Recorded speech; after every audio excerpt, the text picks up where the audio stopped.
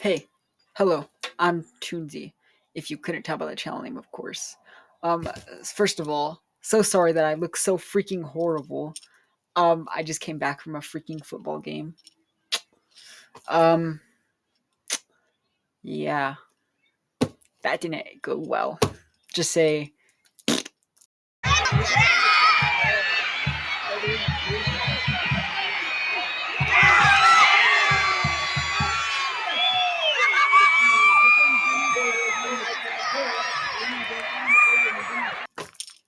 ah, it's okay though. It's okay. Maybe next year, right? Maybe next year. As I say when they drag me to the freaking insane asylum. Anyways, um, yeah. So sorry that I look so freaking crazy. I just got back and it is freaking 10:39 at night. So yeah, my team didn't win, but it's cool. You know, props to them. I bet they worked their butt off. So, but not gonna lie, our band team, our cheer, and our dance team is way better. Just saying. Anyways, let's get freaking on topic now.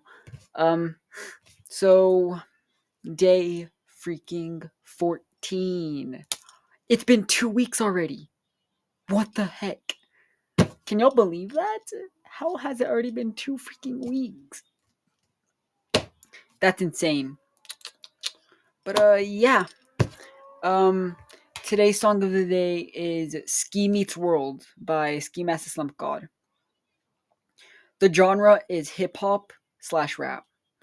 Oh, and before I forget, because I know I forgot it in yesterday's video, today's state is Indiana. Yeah, let's get started. Today's crime is about the Burger Chef murders, which I think Burger Chef got shut down. And yeah, let's get started. Between 11 p.m. at midnight on November 17th, 1978, four employees of the Burger Chef restaurant disappeared in Speedway, Indiana. Assistant manager Jane Frieditz, Daniel Davis, Mark Fleemons, and Ruth Ellen Shelton, a fellow employee who came by at midnight to visit the four, noticed that restaurant was empty. The safe was open and the back door was half opened. Police found two empty currency bags and an empty roll of adhesive tape next to the open safe.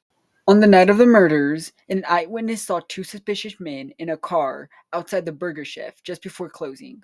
Both men were white and in their 30s. One man had a beard, the other was clean shaven with light colored hair.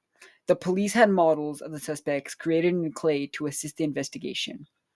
Police did not initially consider the case to be serious, given that management reported the loss of only approximately $581 from the safe and no clear signs of a struggle. It was thought to be a case of petty theft, with the assumption that the pilfered cash had been used by the youths to go partying that night. More than $100 in coins was left in the registers, although the purses and jackets of the missing woman had been left at the shop. The theft theory initially seemed most likely, and the scene was cleaned by employees early Saturday morning. A Speedway police officer, Buddy Allawanger, was eventually assigned to the cache. He admitted, "We screwed it from the beginning. Not only was the restaurant cleaned and allowed to be reopened, but no photographs were taken beforehand, effectively eliminating all potential evidence at the crime scene."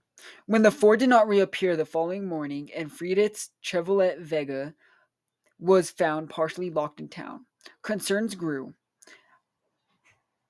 It became evident that the youths had been abducted while closing the restaurant for the night, with the attack possibly beginning as they removed trash bags out the back door.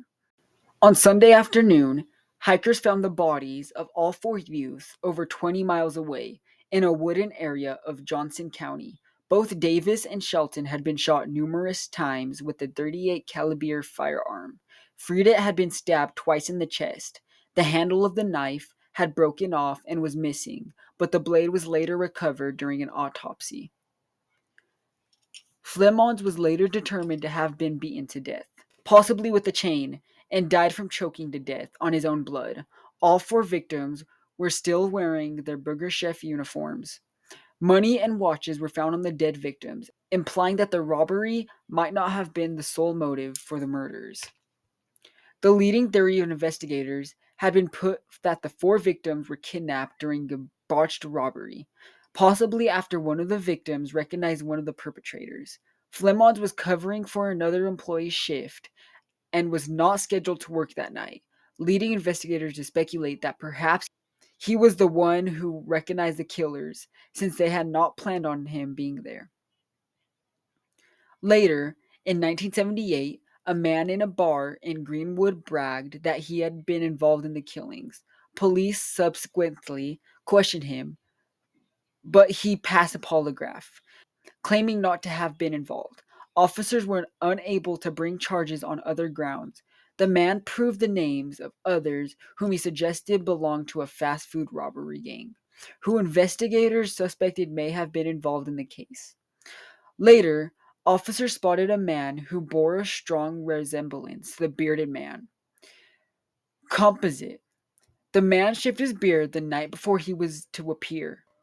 A neighbor of his, who had not been spotted by the original witness, but who had been named by the Greenwood suspect, subsequently went to prison for armed robbery. Another associate, named by the Greenwood suspect, who fit the description of the fair-haired man, was also subsequently in prison for another armed robberies of fast food restaurants. However, without confessions and without direct physical evidence of the involvement of the suspects in the murders, the police were not able to make arrests. Investigators continue to follow leads relating to possible suspects as widely as Cincinnati, Milwaukee, Chicago, and Dallas. However, they were not able to find any more promising leads or to locate the evidence they believed would have been most useful. The firearms, the handle of the knife, and the chain used in the murders. No perpetrators have made confessions to police, though the son of the bearded suspect told police that the suspect had confided in him that he had been involved prior to his own death. Ken York has noted that the death of the Greenwood suspect and the bearded suspect, from an apparent suicide and a heart attack, came suspiciously close after the release of the armed robbery named by the Greenwood suspect. In 1984, Mel Wisely of the Madison County Sheriff's Department received a call from Donald Forrester, an inmate at the Pendleton Correctional Facility. Forrester claimed to have been involved in the murders and was willing to confess to avoid his scheduled transfer to a notoriously violent state prison. Wisely received a court order to bring Forrester to Marion County, where he confessed to shooting Davis and Shelton. He then led police to the crime scene in the woods, where he accurately described the location and position of the bodies when they were found. He also knew about the broken handle of the knife, which was not widely publicized. According to Forrester, Frank's brother James owed him money on a drug deal, so he and other associates had gone to the restaurant to threaten him. But when Flemont intervened to protect Freet, a fight broke out, during which Flemons fell and hit his head on the bumper of a car. Yo. Believing he was dead or dying, Forrester and his accomplices decided to abduct and kill all the employees to eliminate all the witnesses to their crime. Forrester claimed to have shot Davis and Shelton and gave the names of three men he claimed were responsible for killing Flemons and Freet. He then led the police to a spot where he claimed he had thrown the gun into a river. However, a thorough search of the river did not find any weapon. Wilsley interviewed Forrester's ex-wife, who said he had driven with her out to a wooded area shortly after the murders and retrieved several shell casings, which he then flushed down the toilet. Walliser then got a warrant to search the septic tank of the house, which turned up several spent .38 caliber shell casings after someone within the sheriff's office leaked details of Forrester's corroboration. He suddenly recanted his confession and claimed it was pressured. With no further cooperation from Forrester and no direct evidence proving he committed the murders, Forrester was never charged. He died in prison from cancer in 2006 at age 55. Despite thousands of hours of police investigation, as well as Burger Chef offering a reward of $25,000 to anyone who could capture the murders or provide information about their whereabouts, the attackers were never prosecuted, and the case remains officially unsolved. The Indiana State Police continue to keep the case open and have reportedly investigated the use of DNA tracing techniques developed since the initial investigations. That one was a short one today. I kind of switched it up last second just because I wasn't able to do the other one I was gonna do. It was a murder of Salvikia. Forgot her last name, but something like that. But oh my goodness, I'm so tired, guys. But I'm doing it for you guys. I'm surviving. I'm thriving. And I'm sad. This night was ruined for me. I thought we were going to win, but we didn't. And it's okay, you know. But, anyways, that's the end of today's video. Thank you guys so much for freaking watching and tuning in. See what I did there? Tuning in, tunesy. Anyways, yeah. See you guys in the next one. Bye.